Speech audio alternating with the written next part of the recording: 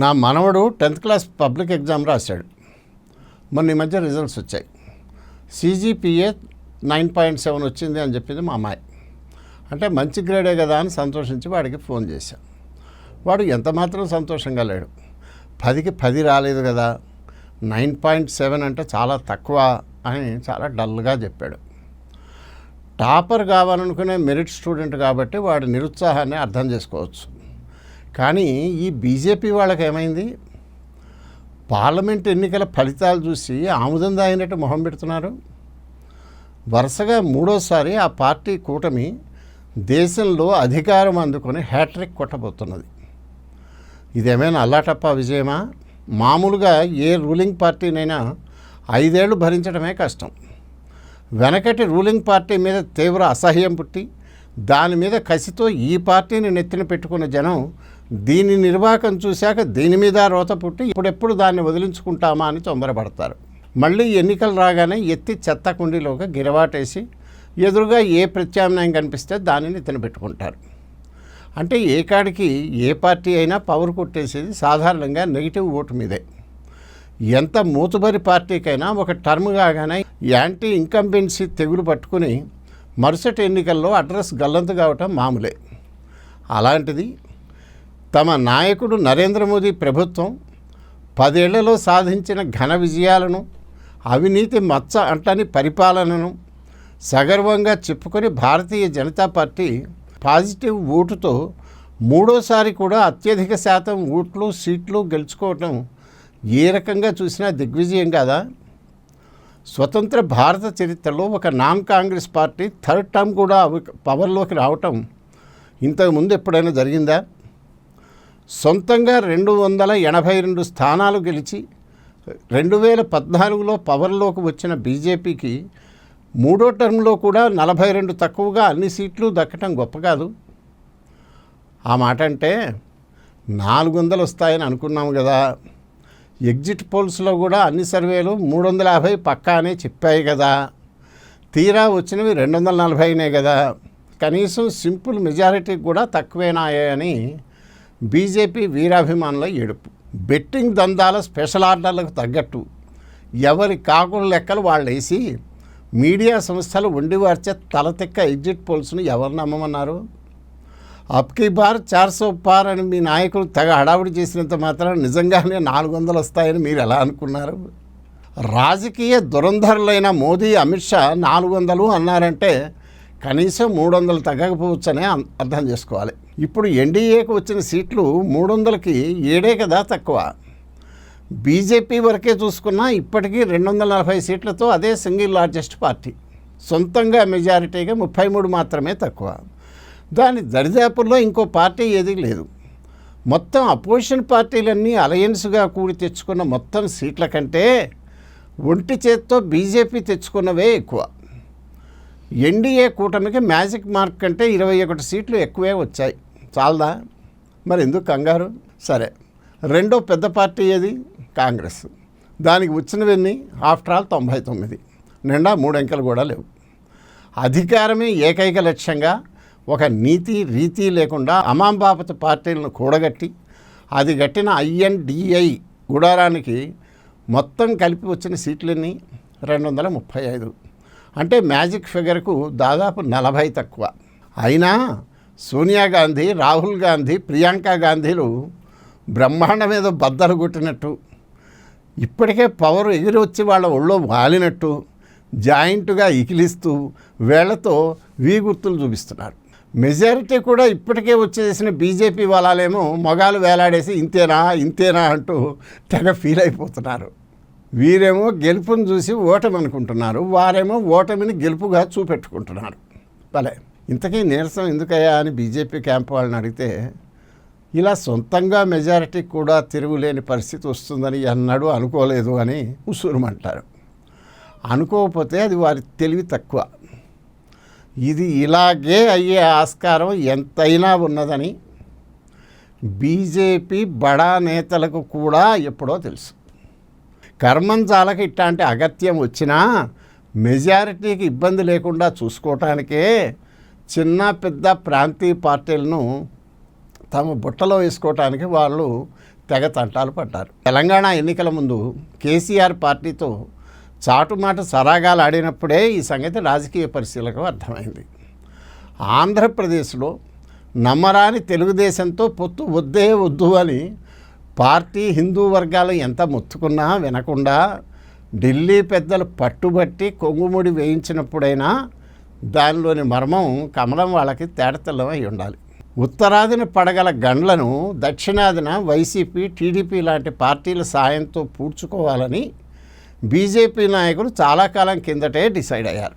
తమ అవసరాలకు అనుగుణంగా వైకాపా నడుచుకున్నంత కాలము జగన్ అవసరాలను కేంద్రం వారు అరుచుకున్నారు. జనాల్లో వైకాపా పూర్తిగా భ్రష్టు పట్టిందని గ్రహించాక ఇష్టమున్నా లేకున్నా టీడీపీని చేరదీశారు. తప్పేం లేదు, దట్ ఈస్ పాలిటిక్స్. ఏమైనా ఈ ఎన్నికల్లో బీజేపీ గర్వంగా చెప్పుకోదగిన విజయాలు చాలా ఉన్నాయి. కాంగ్రెస్ను నజ్జు చేసి మొత్తం 29కి 29 సీట్లు క్లీన్ స్వీప్తో మధ్యప్రదేశ్ కంచుకోటను తిరిగి వశం చేసుకోవటం, ఒడిశాలో 21కి 20 లోక్సభ సీట్లు కొట్టేసి అసెంబ్లీలో పూర్తి మెజారిటీతో సొంతంగా ప్రభుత్వం ఏర్పరచగలగటం దిగ్విజయం కాదు. ఇటీవలి అసెంబ్లీ ఎన్నికల్లో చేయిజార్చుకున్న కర్ణాటకలో ఈ మారు కాంగ్రెస్ కంటే ఒకటి తక్కువగా రెట్టింపు సీట్లతో స్వీట్ రివెంజ్ తీర్చుకోవటం పెద్ద విశేషం. గుజరాత్లో 26కు 25, ఢిల్లీలో 7కు 7 ఆప్ చీపురుతో సహా ఊడ్చేయటం చిన్న విషయం కాదు. ఇక 2 తెలుగు రాష్ట్రాల్లో బీజేపీ స్కోరు ఏ రకంగా చూసినా అద్భుతం అందగదే. తెలంగాణలో ముఠా తగవులు, అంతర్గతంగా శాబటేజ్లు, సంస్థాగత సమస్యలు ఇవన్నీ పెచ్చరిల్లిన దృష్ట్యా ఈసారి ఎన్నికల్లో 2-3కు మించి రావని పార్టీ లోపలి వాళ్లే ఒక దశలో భయపడ్డ సంగతి గుర్తెట్టుకుంటే బీఆర్ఎస్ను పచ్చడి చేసి కాంగ్రెస్తో సరిసమానంగా 8 లోక్సభ సీట్లను కేవలం మోదీ మహిమతో బీజేపీ గెలుచుకోవటం అద్భుతం. అలాగే 5 ఏళ్లుగా అన్ని విధాలా చితికి అతి గతి లేదని అందరూ ఆశ వదిలేసుకున్న ఆంధ్రప్రదేశ్లో పవన్ కళ్యాణ్ పుణ్యమా అని కూటమి కూడి తెలుగుదేశం ధర్మమా అని ఏకంగా 8 అసెంబ్లీ 3 పార్లమెంటు సీట్లు బీజేపీ దక్కించుకోవటం అంటే జాక్పాట్ కొట్టినట్టే. తెలుగుదేశంతో పొత్తు లేనిదే జగనాసుర రాక్షస రాజ్యాన్ని అంతమొందించటం అసాధ్యం అని తాను నమ్మిన దాన్ని తిట్లు చివాట్లను లెక్క చేయకుండా అందరికీ నచ్చజెప్పి కడు ఓపిగ్గా ఒడుపుగా కూటమిని కూర్చి తాను తగ్గి ఉమ్మడి ప్రయోజనాన్ని పెంచి అనుకున్నది సాధించిన పవన్ కళ్యాణ్ దార్శనిక రాజనీతిజ్ఞతను ఈ సందర్భంలో ప్రత్యేకంగా మెచ్చుకోవాలి. కిందటి ఎన్నికల్లో తాను పోటీ చేసిన 2 స్థానాల్లో జయప్రదంగా ఓడిపోయినా ఆ దుస్థితి నుంచి ఈసారి పోటీ చేసిన 21కి 21 అసెంబ్లీ స్థానాలను 2కు 2 లోక్సభ స్థానాలను మన పొలిటికల్ పవర్ స్టార్ మొత్తంగా గెలుచుకోవటం పరమాద్భుత విజయం. 5 ఏళ్లుగా గూండాల రాజ్యంగా, అరాచక నిలయంగా, సోమరి సత్రంగా తయారై అన్ని విధాలా చితికి ఛిద్రమైన ఆంధ్రప్రదేశ్ రాష్ట్రానికి కాకలు తీరిన రాజకీయ దురంధరుడు, సమర్థ పాలకుడు, దార్శనిక ప్రజ్ఞావంతుడు అయిన చంద్రబాబు నాయుడు మళ్ళీ ముఖ్యమంత్రి కావటం శుభ పరిణామం.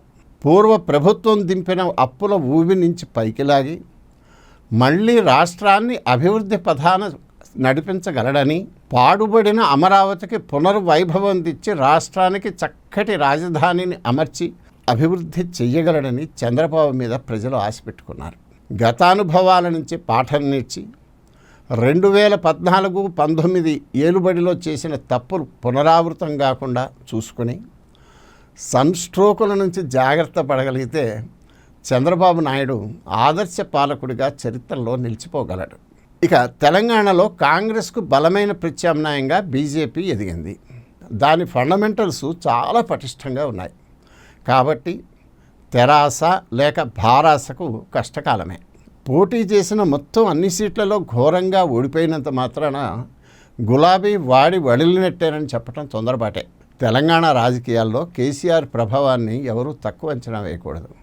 కానీ అదే మాట ఆంధ్రప్రదేశ్లో జగన్ రెడ్డి అతడి పార్టీ విషయంలో చెప్పలేం.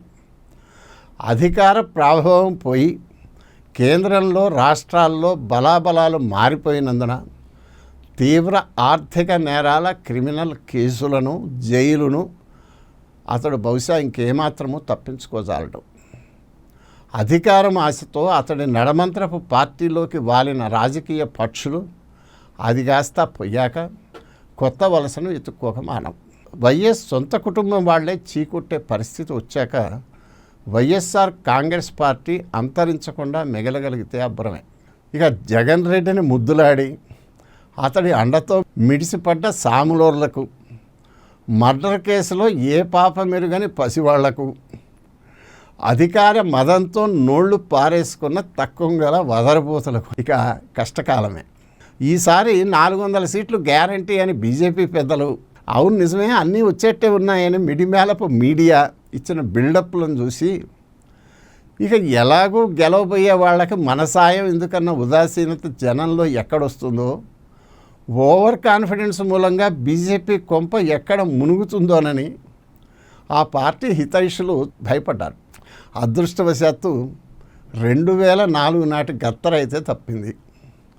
అత్యధిక ప్రజాదరణ సంపాదించి సొంతంగా మెజారిటీకి కేవలం బెత్తడి దూరంలో సింగిల్ లార్జెస్ట్ పార్టీగా బీజేపీ నిలబడింది. ఎన్నికలకు ముందే కుదిరిన ఎన్డీఏ కూటమి వరకు పూర్తి మెజారిటీకి ఢోకా లేదు. అయినా మీడియా మాయావులు పనికిమాలిన తెలివితేటలు ఉపయోగించి నానా రకాల ఊహాగానాలతో అకారణ అనుమానాలను, భయాలను రేకెత్తిస్తున్నారు. నిజమే, చంద్రబాబు నాయుడు, నితీష్ కుమార్లు అడ్డం తిరిగితే ఎన్డీఏకు మెజారిటీ కష్టమే. కానీ అంతటి రాజకీయ దురంధరులు ఎన్నికల ఏరు దాటగానే కూటమి తెప్పను తగలేసి పోయి అన్ని రకాల స్వార్థాలు రాసిపోసి ఉన్న నీతిమాలిన కాంగ్రెస్ కలగూర గంపలో చేరతారని ఊహించలేం.